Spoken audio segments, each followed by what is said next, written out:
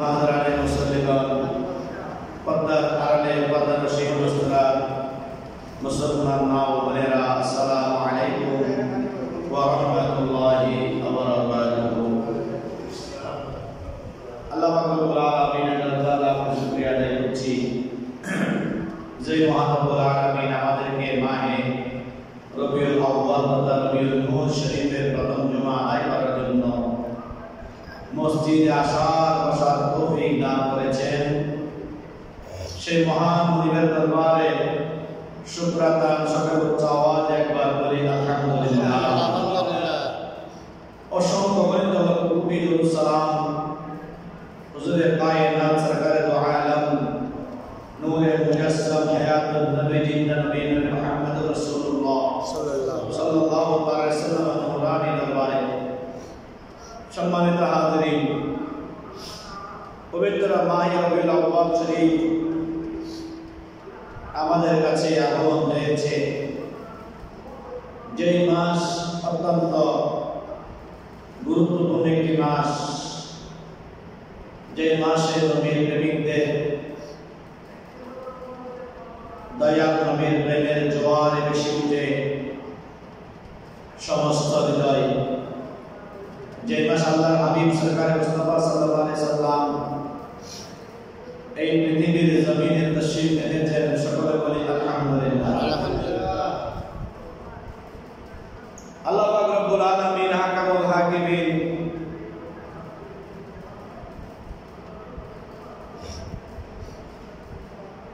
ওনার দয়াল নবীকে পৃথিবীর জমিনে সর্বশেষ করে পাঠানোর পিছনে অনেকগুলো কারণ রয়েছে।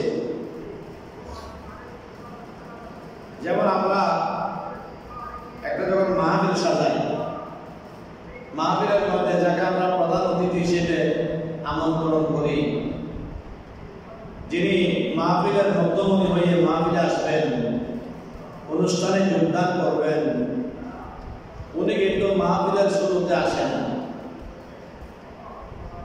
উনি মাহফিলে আসার পূর্বে, অনুষ্ঠানে আসার পূর্বে অনেকগুলো বক্তা আপনাদের বক্তব্য পেশ করে, ঠিক কিনা? স্টেজ সাজানো হয়, প্যান্ডেল করা হয়, বক্তা আসে, আলোচনার ফাঁকে ফাঁকে বলে কিছুক্ষণের মধ্যে আমাদের মাহফিলে, আমাদের অনুষ্ঠানের প্রধান অতিথি উপস্থিত হবেন। কথা বলে কিনা? আল্লাহ রাব্বুল আলামিন প্যারা মাহবুব সরকার মুস্তাফা সাল্লাল্লাহু আলাইহি সাল্লাম নবীকে সৃষ্টি করে বানিয়ে,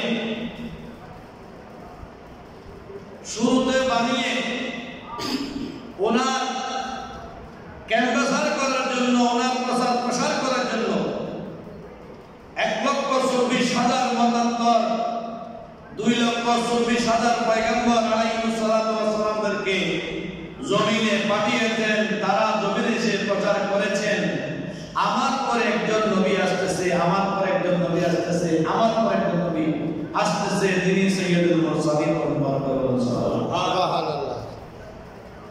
সাইয়েদনা ঈসা আলাইহিস সালাতু ওয়াস সালাম ওনার উম্মত হাওয়ারীদেরকে বললেন, ওয়াইদ ক্বালা ঈসা ইবনে মারইয়াম ইয়া বনি ইসরাঈলা ইন্নী রাসূলুল্লাহ ইলাইকুম, হে আমার উম্মত, আমি তোমাদের কাছে আল্লাহর পক্ষ থেকে একজন রাসূল হিসেবে প্রেরিত হয়েছি, কিন্তু আমার পরে একজন নবী আসতেছেন, উনার নাম হচ্ছে মিন বা'দ ইসমুহু আহমদ, আমার পরে একজন নবী তোমাদের কাছে তশরীফ আনছেন। বড় করে বলুন সুবহানাল্লাহ। এভাবে সমস্ত নবীরা একজন একজন একজন একজন করে আমার দয়াল নবীর প্রচার করে গেছেন। বড় করে বলুন সুবহানাল্লাহ। সর্বশেষ যখন সাইয়েদনা ঈসা আলাইহিস সালাম জমিন থেকে তশরীফ নিয়ে গেলেন, আল্লাহ যখন তাকে তুলে নিয়ে গেলেন আরশের মধ্যে, প্রথম আসমানে যখন উঠাই নিলেন, 500 বছর আর কোন নবীর আগমন হয় নাই। এই 500 বছরের ভিতরে যত রকমের খুন খারাপি রাজধানী ছিল, আরবের মধ্যে অন্যতম একটি অভ্যাস ছিল তারা খুন কাবাদরা খুন করত, তাদের ভিতরে কোনো সামাজিকতা ছিল না, ভ্রাতৃত্ববোধ ছিল না, তাদের কাছে কোনো প্রকারের নেতৃত্ব ছিল না, যেমন ইচ্ছা তারা তেমন করে বেড়াইত, সুযোগ পেলে রক্তপাত সৃষ্টি করত। আর আমার দয়াল নবীকে আল্লাহ সেই আইয়ামে জাহিলিয়ার পূর্ব আইয়ামে জাহিলিয়ার মধ্যে আমার দয়াল নবীকে পাঠিয়ে আইয়ামে জাহিলিয়াকে আলোকিত করে পৃথিবীর জমিনে মানবতার দৃষ্টান্ত তৈরি করে দিলেন। মানবতা ছিল না, মনুষ্যত্ব ছিল না। আমার আল্লাহ দয়াল নবীকে পাঠিয়ে বললেন যে তোমরা অপরাধ করতে করতে করতে করতে করতে করতে জাহান্নামের খুব নিকটে চলে গিয়েছিলে, তোমরা জাহান্নামের গর্তের মধ্যে পড়তেছিলে, আর আমার দয়াল নবী এসে তোমাদেরকে সেখান থেকে রক্ষা করলেন। কিরকম রক্ষা করলেন? আমার নবী এসে তাদেরকে আলোর পথ দেখাইলেন, আমার নবী এসে তাদেরকে মনুষ্যত্ব শিখাইলেন, মানবতা শিখাইলেন, মানব দয়া শিখাইলেন, মানবতা সৃষ্টি করলেন, সামাজিকতা সৃষ্টি করলেন, ভ্রাতৃত্ববোধ সৃষ্টি করলেন। আমার দয়াল নবী এসে তাদের কাছে নেতৃত্ব কি জিনিস এটা তাদের কাছে কি করলেন? আমার দয়াল নবী এসে উপস্থাপন করলেন। সেই নবীর আগমনের মাসিটা, সেই নবীর আগমনের মাস মাহে রবিউল আউয়াল শরীফ। হযরত মুসা কালিমুল্লাহ আলাইহিস সালাতু ওয়াস সালাম যেদিন আল্লাহর সাথে প্রথম কথা বললেন, আল্লাহ রাব্বুল আলামিন যেদিন সাইয়েদনা মুসা আলাইহিস সালাতু ওয়াস সালামের সাথে কথা বললেন, সাইয়েদনা মুসা কালিমুল্লাহ বলছেন ওই দিন থেকে বড় খুশির দিন আমার কাছে আর কোনোদিন নেই। সুবহানাল্লাহ। হযরত সাইয়েদনা ঈসা আলাইহিস সালাতু ওয়াস সালাম পৃথিবীর জমিনে তশরীফ এনে আমার দয়াল নবীর আগমনকে প্রচার করলেন। সাইয়েদনা আদম আলাইহিস সালাতু ওয়াস সালাম পৃথিবীর জমিনে এসে আল্লাহর দিন প্রতিষ্ঠার পাশাপাশি আমার দয়াল নবীর জিকির করতেন। সুবহানাল্লাহ। পৃথিবীর জমিন থেকে যেদিন চলে যাচ্ছেন, তার ছেলে হযরত নূহ আলাইহিস সালামকে বললেন, এই আমার ছেলে নূহ, আমি তো জমিন থেকে চলে যাচ্ছি, আমার পরে জমিনের মধ্যে আল্লাহ রাব্বুল আলামিনের প্রতিনিধি হিসেবে তোমাকে নির্বাচিত করলাম। খেয়াল রাখবে, ইয়াদ রাখো, তুমি যখন আল্লাহর কোন জিকির করবে, আল্লাহর প্রশংসা করবে, সাথে সাথে তুমি শ্রেষ্ঠ জামানার নবী, আখিরি নবী, দয়াল নবীর প্রশংসা করবে। সুবহানাল্লাহ। নবীর দরুদ তুমি করবা, নবীর আলোচনাটুকু তুমি করবা, কারণ যেই নবী পৃথিবীর জমিনে আসবেন, ওই নবী সৃষ্টি না হইলে তুমি নূহ আলাইহিস সালাম হতে না, আদম আলাইহিস সালাম হতাম না, কোন নবী জমিনে তশরীফ আনতেন না। সুবহানাল্লাহ। এই যে ঈদে মিলাদুন নবী সাল্লাল্লাহু আলাইহি সাল্লাম আমরা উদযাপন করি। মিলাদ মানে জন্ম, নবী মানে আমার দয়াল নবী। মিলাদুন নবী মানে আমার নবীর জন্মদিন। নবীর জমিনে তশরীফ এনেছেন, ওই দিন থেকে আমরা ঘিরে পবিত্র ঈদে মিলাদুন নবী করে, ঠিক কিনা? সকল খুশির চাইতে সবচাইতে যে খুশিটা উম্মতের জন্য গুরুত্বপূর্ণ, সেটি হচ্ছে ঈদে মিলাদুন নবী করে বলেন। সুবহানাল্লাহ। এজন্য আমরা ঈদে মিলাদুন নবী করি। অনেকে বলে, হুজুর মিলাদুন নবী কোরআনে কোথায় আছে? মিলাদুন নবী কি কোরআনের মধ্যে আছে? মিলাদুন নবী কি হাদিসের মধ্যে আছে? মিলাদুন নবী কি সাহাবায়ে কেরাম করেছেন? মিলাদুন নবী কি তাবিঈন করেছেন? উলামায়ে কেরাম করেছেন? আউলিয়ায়ে কেরাম করেছেন? হ্যাঁ, মিলাদুন নবী স্বয়ং মহান রব্বুল আলামিন সর্বপ্রথম আরম্ভ করেছেন। বরকত বলুন সুবহানাল্লাহ। হুজুর কোথায়? আমরা শুরুতে বলি ইন্নাল্লাহা ওয়া মালাইকাতাহু ইউসাল্লুনা আলান নবী।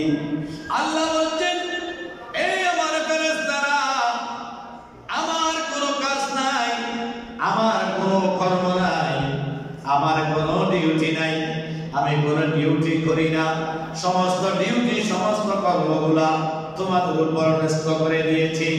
এবং শোনো শোনো, আমি একটা মাত্র কাজ করি, যে কাজটা আমিও করি তোমরাও করবা, সেটি হচ্ছে বেশি বেশি করে আমার দয়াল নবীর উপরে দরুদ এবং সালাম পড়া। করে বলুন সুবহানাল্লাহ। আমার নবীর উপর আমি সর্বদা সালাত এবং সালাম পেশ করি, তোমরাও কি করো ফেরেশতারা? তোমরাও নবীর উপর সালাত এবং সালাম পেশ করো।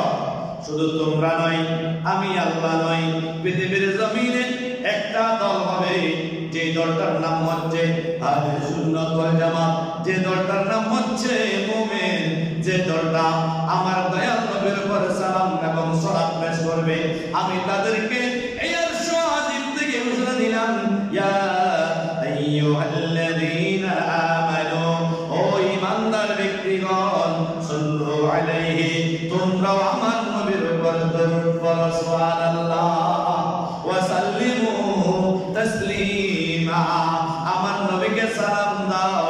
শুধু সালাম নয়, যত উপযুক্ত ভাবে যেরকম দিলে তাজিম বেশি হবে, ওরকম করে আমার দয়াল নবীর উপর সালাত এবং সালাম পেশ করো। বড় করে বলুন সুবহানাল্লাহ। সালাতুন ইয়া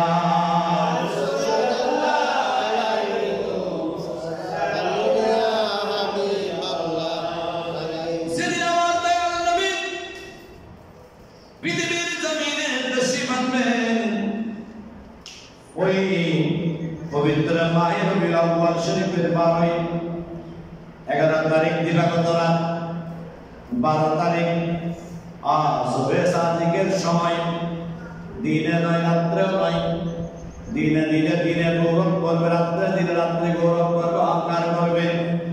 আমার আল্লাহ বলছেন, দিনে নয় রাত্রেও নয়, এমন একটা সময় আমার দয়াল নবী জমিনে প্রবেশ করবেন, জমিনে তশরিফ আনবেন, যে দিনটার নাম হচ্ছে সুবহে সাদিক, যে সময়টার দাম আল্লাহ রাব্বুল আলামিনের কাছে অত্যন্ত বেশি, সুবহানাল্লাহ। এজন্য বলে তোমরা তাহাজ্জুদ করো, হ্যাঁ তোমরা তাহাজ্জুদ করো। তাহাজ্জুদের পর একটা সময় আছে যেটার নাম হচ্ছে সুবহে সাদিক। সুবহে সাদিক অতিক্রম করে ফজরের সময় যখন হবে, তোমরা ফজরের নামাজ আদায় করো।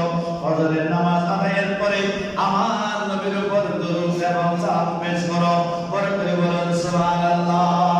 সালাতুন ইয়া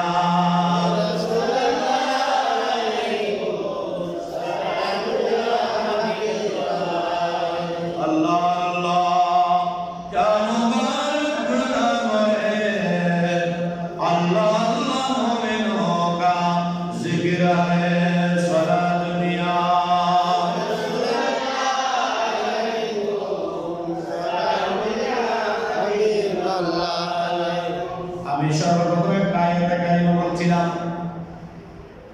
আয়াতে কারিমার মধ্যে আল্লাহ বলেন, বিসমিল্লাহির রহমানির রহিম, قد جاءكم من الله نور।